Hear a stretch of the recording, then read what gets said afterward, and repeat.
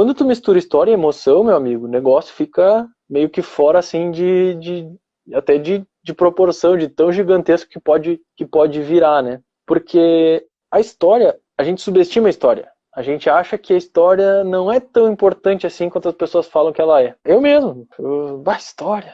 Contar história, tem que fazer conteúdo para as pessoas, contar conteúdo, porque ninguém vai estar aqui para estar ouvindo história. A gente meio que fica com aquele medo, né? Porque tudo que é faculdade tem um professor que vai lá só para contar história e não te dá aula, né? Aí fica com aquele preconceito sobre história, né? Tu acha que história é aquilo. Mas existe uma arte de contar história. Existe uma arte de contar história, é bem por aí. Então, a história que a gente está falando aqui, ela se baseia muito mais na capacidade de tu exemplificar, e aí história fala muito com essa parte aqui de ser algo crível, de ser algo concreto, porque tu exemplificar alguma coisa com base em alguém que já passou por aquilo. E quando a gente fala em história, a primeira coisa que a gente... vou usar a história então no meu vídeo. Beleza, o Henrique falou para usar a história, vou começar a usar a história no meu vídeo. Então tá, pessoal, então vou contar uma história aqui para vocês. Tipo, não é isso que é história.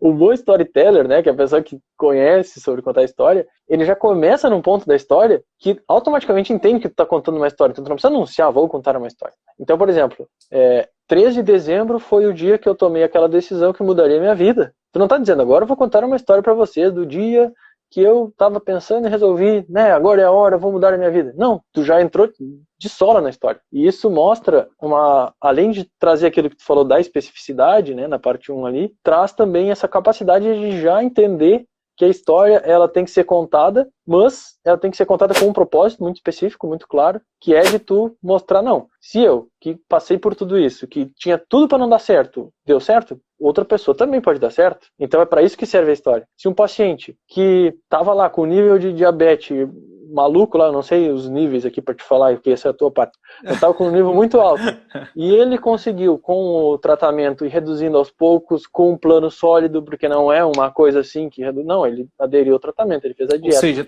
tem que ser crível, né? Tem que ser crível, exatamente. Se ele conseguiu, tu não precisa dizer pra ele, se ele conseguiu, tu também consegue. Não, tu só conta a história. A pessoa vai sacar que se ele conseguiu, ela também consegue, né? É óbvio. As histórias servem pra inspirar, assim, os outros pra mostrar, assim. Então, a história, ela é um componente que ele é fundamental na transmissão de uma boa ideia. Tu pode, inclusive, utilizar um título contando parte da história já, um título de um conteúdo contando parte da história. Esse foi o dia que larguei tudo e comecei a me dedicar ao meu sonho. Opa, peraí, tem uma história legal aí, né? Esse título já tá contando um pouquinho de história, né? Eu também tô pensando em largar tudo agora com essa pandemia, vou assistir esse vídeo aqui, vamos lá.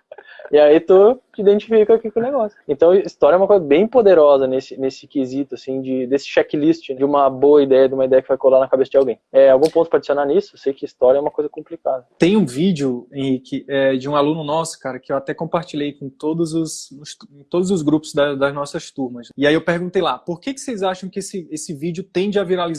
Talvez em 1 ou 2 grupos os colegas tenham falado do storytelling, né? Um vídeo genial de um dos nossos alunos. O que ele fez? Ele contou a história de uma paciente, mas não qualquer paciente, ele contou a história da esposa dele. E aí, durante a história, ele traz basicamente todos esses conceitos aí, todos. Então, ele traz uma coisa simples, a headline dele já é chamativa, e aí ele começa falando, ele já faz uma coisa totalmente fora do mainstream, do ponto de vista do contexto médico, que é, esse aluno, ele é mestre, é doutor, então e ele poderia começar, o mainstream como é que seria? Olá, meu nome é fulano de tal, eu sou professor doutor, né, fiz doutorado, mestrado nisso, doutorado naquilo, e aí, olha só como é que ele começa, genial. Ele começa falando assim, olá, na verdade é um vídeo que foi tirado de um maior, né? Então ele fala assim, e eu mesmo com mestrado, doutorado, especialização, mestrado, doutorado, eu não consegui ajudar a minha esposa. Então, de forma indireta, ele ativa o gatilho da autoridade e ele começa também, essa frase é uma frase que desperta a atenção, né?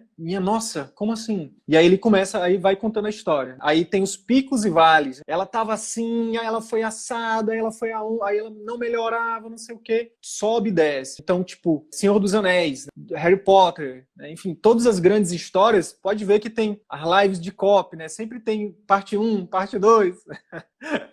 Então, todas as histórias boas têm várias partes, né? Porque tem aquela parada do continua, né? Também, né? A parte de suspense e tudo mais. Mas, enfim, cara, é genial como ele conta. Aí ele entrega a mensagem dele durante a história. Ele fala, e foi quando ela foi fazia uma avaliação, onde ela viu que o problema não era só remédio, que o problema não era só fisioterapia, que o problema era muito mais relacionado a estilo de vida. E a fazer uma avaliação biomecânica, enfim, aí ele entrega a mensagem dele, né? E aí ele fecha, né, esse looping da história, mostrando isso, que não adianta você ficar só tomando remédio, fazendo fisioterapia, se você não fizer aquilo, entendeu? Então, cara, perfeito. Perfeito, perfeito. É bem isso, assim, quando a gente consegue criar uma história que engaje e que vá, a própria história, o desenvolvimento dessa história, ela vai entregando a mensagem que a gente quer entregar, porque a história já é um exemplo por si só. E aí tu vai entregando a mensagem que é de uma cura, de uma esperança para a pessoa que ela pode melhorar daquele negócio lá, daquela doença que ela tem e tal. Digamos assim, imersa dentro dessa história, é muito mais fácil de tu reter a atenção, porque tu quer saber o que aconteceu com a esposa dele, né? Então tu vai ficar até o final e a mensagem ela vai automaticamente entrar no teu... É que nem aprender inglês cantando, por exemplo. Tu vai aprender cantando música. Tu não tá sentindo que tu tá aprendendo inglês, tu tá sentindo que tu tá cantando e te divertindo, mas quando vê tu já aprendeu inglês, né? Eu queria aproveitar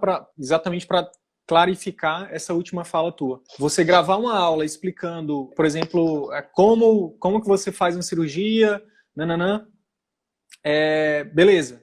Mas aí onde é que entra a copy? A copy entra exatamente em você incluir nessa aula esses conceitos que a gente está falando. Então é você colocar uma linguagem simples, né, linguagem que a pessoa entenda, é você trazer exemplos para deixar isso concreto, é você fazer uma abordagem fora do mainstream. Então, o que seria fora do mainstream? Quebrar a expectativa da pessoa. Ela está esperando uma coisa e você mostra outra, né? Então, no sentido de você pode botar isso nem necessariamente precisa ser no seu conteúdo. Isso tem a ver também com a edição, isso tem a ver com quem vai te ajudar a mostrar esse conteúdo. Pode ser uma headline, né? Contar histórias durante... Você parar um pouquinho e dizer, lembrei agora de um paciente que eu atendi, que ele tinha assim, assim, assado, e contar a história de verdade. E aí colocar especificidade, né? Citar, ao invés de ficar falando, né?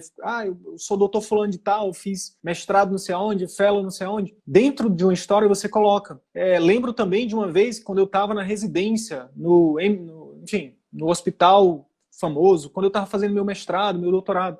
Conta uma história, né? E você aperta o gatilho da autoridade ali dentro da história. Exatamente. A história, inclusive, né, Henrique? A história ela é um amplificador de gatilhos, né? Porque você pode colocar todos os gatilhos dentro da história. E, de novo, a gente está sendo repetitivo exatamente porque a gente sabe que é uma objeção de todo mundo, né? Que a gente precisa mentir para fazer copy ou para vender ou para fazer marketing. E não precisa. É só você colocar a sua história e incluir esses conceitos, especificidade. Outra coisa também que é extremamente poderosa é colocar a razão. Por que a gente faz a cirurgia dessa forma aqui e a gente faz o curativo por 7 dias seguidos? A gente faz isso, por isso, por isso, por isso. Então... razão, eu diria que é o principal para conteúdo puro. Quando a gente está fazendo, que é o que a gente está falando aqui, é a estratégia de conteúdo puro. É a estratégia de gerar uma vontade tão grande na pessoa de marcar contigo que ela não tem outra opção a não ser, ela chega à conclusão sozinha de que ela tem que ir no teu site falar contigo.